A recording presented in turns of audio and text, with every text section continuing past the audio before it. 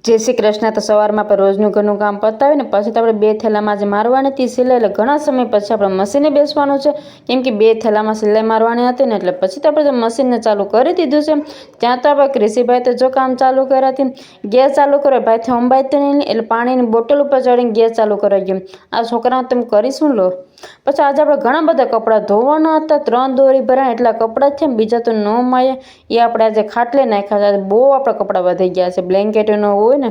પછી તો આપણે સુકાઈ ગયા એટલે ખાટલે લઈને પછી તો આપણે ઘડી કરવાનું કામ ચાલુ કરી દીધું। ત્યાં તો આપણે રાતની રસોઈ બનાવવા પટાણું થઈ ગયું છે। પછી તો આપણે જે 2 રીંગણા લઈને 2 ગેસ ચાલુ કરીને 2 ગેસ ઉપર આપણે એક રીંગણા શેકાવા મૂકી દીધા છે। અને શિયાળામાં જ ઓરો ભાવે, પછી ઉનાળામાં સિઝન હોય છે પછી કાંઈ ન ભાવે। પછી તો આપણે હેકાઈ પણ ગયા ને બધી વસ્તુ આપણે મસાલો બધી તૈયારી કરી લીધો છે। પછી આપણે જે શાક બની ગયું પછી તો આપણે જે રોટલા કાઢવાનું ચાલુ કરી દીધું, અને રોટલા બની ગયા પછી તમે બધા સાથે જમવા બેસી ગયા। તો ચાલો બધા જમવા। તમારો આજનો બ્લોગ કેવો લાગ્યો એ જરૂરથી કમેન્ટ કરજો।